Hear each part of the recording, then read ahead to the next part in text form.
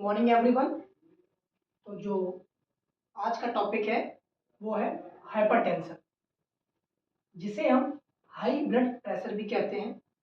जब किसी इंसान का ब्लड प्रेशर इंस्ट्रूमेंट से मेजर करेंगे तो 140/90 आया, इससे ज़्यादा आया तो हम कहेंगे वो हाइपरटेंशन की कंडीशन में है। ठीक। और फनी में भी याद करना है, हाइपर मतलब ज़्यादा होता है, टेंशन मतलब टेंशन लेना। जब टेंशन बहुत ज़्यादा हो जाती है उस चक्कर में अपने बॉडी में ब्लड का फ्लो आर्टरीज में बहुत तेजी से होने लगता है, हार्ट बीट तेज होने लगती है। ऐसी कंडीशन को हाइपरटेंशन कहते हैं। ये फनी वैसे ही नॉर्मली है, टेंशन ज़्यादा हो गई तो हाइपरटेंशन नहीं, वो तो ऐसे ही जो भी है एक कारण है, कॉज है कि टेंशन लेने से भी ब्लड प्रेशर बढ़ सकता है। तो प्रॉपर हम लोग आते हैं अपने कि हाइपरटेंशन की एक्चुअली डिफाइन क्या है। तो hypertension is a medical condition.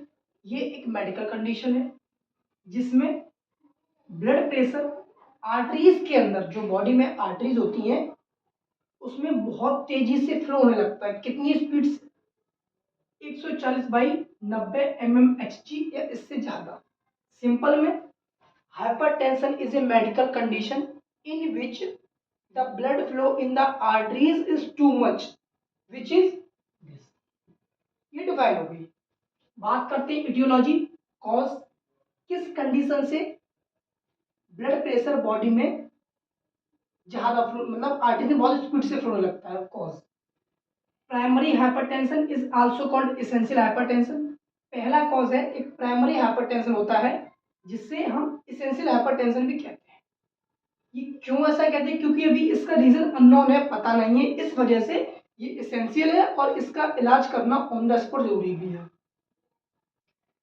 Secondary hypertension, ये आइडेंटिफाई है, इसका रीजन पता है कि सेकेंडरी हाइपरटेंशन क्यों होता है। किसी किडनी फेल हो गई हो तो हाइपरटेंशन सेकेंडरी हो सकता है। हाइपर और हाइपोथायरॉइडिज्म की कंडीशन, हाइपर मतलब किसी का थायराइड ज्यादा हो गया हो या कम हो गया हो तो बीपी, हाई बीपी पेशेंट बन सकता है। एज जैसे जैसे एज बढ़ती है बीपी वैसे वैसे इंक्रीज होता है। लाइफ स्टाइल फैक्टर, स्ट्रेस लेना, टेंशन लेना। किसी गर्लफ्रेंड है किसी की नहीं है तो उसे अलग स्ट्रेस है, किसी के मार्क्स अच्छे आ रहे किसी के नहीं आ रहे उसे अलग टेंशन है। तो जब ये टेंशन बहुत डीपली लंबे समय तक आप सोच में चले जाएंगे तो हो सकता है इसके आप भागीदारी बन सकते हैं। ठीक है। टैब्स इन्हें डिस्क्राइब नहीं किया है, फिर भी देख लो। सिस्टोलिक डायस्टोलिक हाइपरटेंशन, कभी हो गया कि सिस्टोलिक जो ये सिस्टोलिक ज़्यादा होता है, कभी डायस्टोलिक ज़्यादा होता है, ऐसे भी हाइपरटेंशन देखने को मिलेंगी। वाइट कोट हाइपरटेंशन, बेचैनी से टेंशन बढ़ सकती है। Malignant hypertension, benign hypertension. तो ये भी कुछ टाइप्स होते हैं हाई ब्लड प्रेशर के। ठीक, ये हो गया अपना डिफाइंड इटियोलॉजी टाइप्स। तो स्क्रीनशॉट ले लो, फिर आगे अभी आते हैं।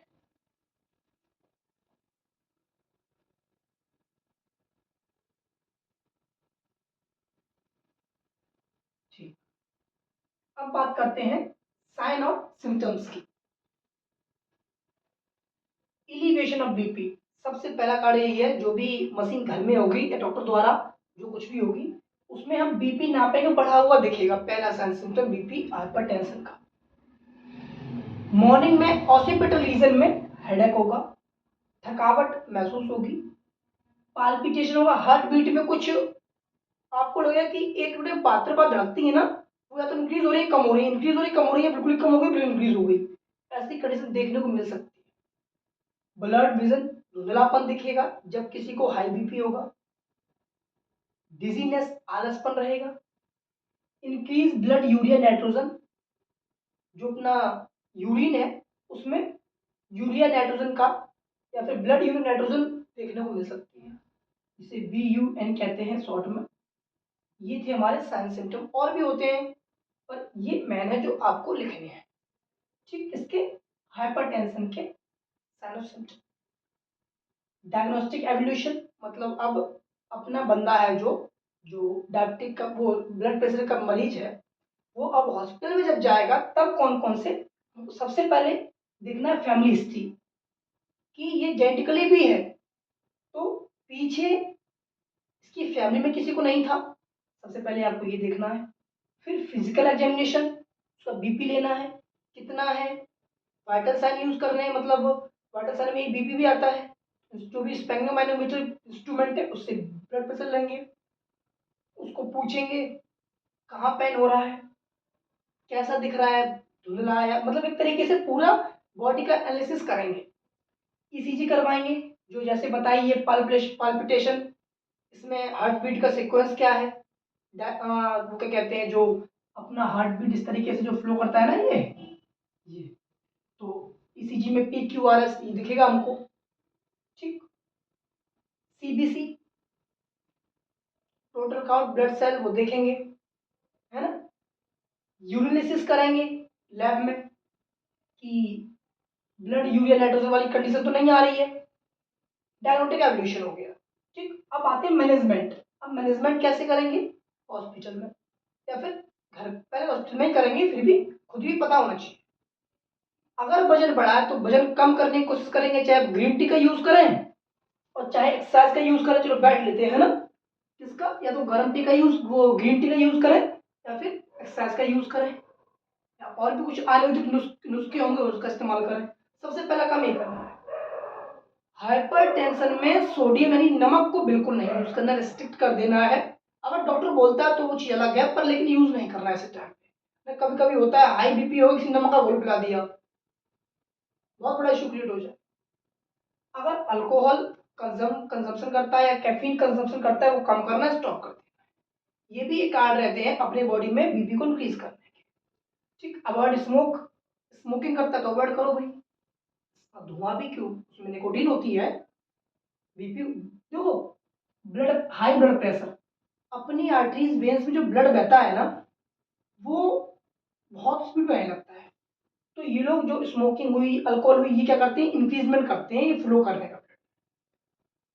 फैट इंटेक कम करना है, ठीक है। नर्सिंग डायग्नोसिस, नर्स के बेसिस पे वो क्या करेगी, जब वर्क आता है क्वेश्चन की इसका नर्सिंग डायग्नोसिस लिखो। Teaching guidelines for self care एक्सटी, मतलब जो एक नर्स का काम रहता है, जो पेशेंट ऐसा मिलेगा उसको बताना है कि इस कंडीशन में क्या क्या ना करें प्रॉपर तरीके से। अल्टर्ड न्यूट्रिशन, जो उसके खान पान है वो उसके फैमिली मेंबर को बताना है। अगर पेशेंट डिस्चार्ज हो रहा है, नहीं हो रहा है, तो डॉक्टर द्वारा जो बताया गया उसका डाइट थेरेपी वो यूज करनी है तीनों टाइम, ठीक है।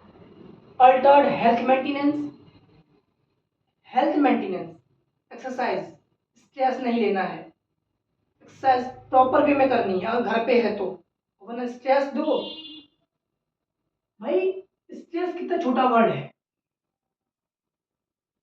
किसी को मनी का स्ट्रेस है तो किसी को फैमिली का स्ट्रेस है, किसी को बच्चों का स्ट्रेस है तो किसी को अपनी गर्लफ्रेंड का स्ट्रेस है। मतलब स्ट्रेस लेना है, पर इतना नहीं कि आप इसके पेशेंट बन जाए। सबको होती है, जिंदगी है तो स्ट्रेस देखने को मिलेगा, घबराना भी नहीं है इससे। लंबी सांस सांस लो, सोचो थोड़ी देर के लिए कि ऐसा किए तो पॉजिटिव क्या होगा, ऐसा किए तो नेगेटिव क्या होगा, फिर जो आपको अच्छा लगे उस पे आप जाओ, और नहीं तो अपने बूढ़े बड़ों को सलाह लो। स्ट्रेस नहीं करना है, क्योंकि स्ट्रेस से इस टाइम पे नए नए जो लोग हैं वो हाइपरटेंशन के बहुत मरीज देखने को मिल रहे हैं। तो सबसे पहला कारण यही आएगा, दूसरा अल्कोहल, तीसरा स्मोकिंग। ये तीन कारण ऐसे हैं जो प्रेजेंट टाइम में नए युवा लोगों को स्ट्रेस हाइपरटेंशन के मरीज देखने को मिल रहे हैं और बढ़ रहे हैं नए युवा लोग जो हैं। मेडिकेशन, अगर डॉक्टर ने मेडिकेशन दे रखी है, चाहे ड्रिप हो, चाहे वो टैबलेट हो, चाहे ओरल ओरल देने के लिए बोला हो, इंजेक्शन के लिए बोला हो, वो एक नर्स को प्रॉपर रखना है, चाहे वो टीडी हो, चाहे बीडी हो, चाहे ओडी हो। तो ये नर्सिंग डायग्नोसिस होगी, ठीक है ना। बाकी आज के लिए अपना टॉपिक काफ़ी है। फिर अगर कोई डाउट होता है तो कमेंट में आप लोग करना। मिलते हैं नेक्स्ट क्लास में, तब तक के लिए थैंक यू क्लास। पढ़ते रहिए, हंसते रहिए, मुस्कुराते रहिए।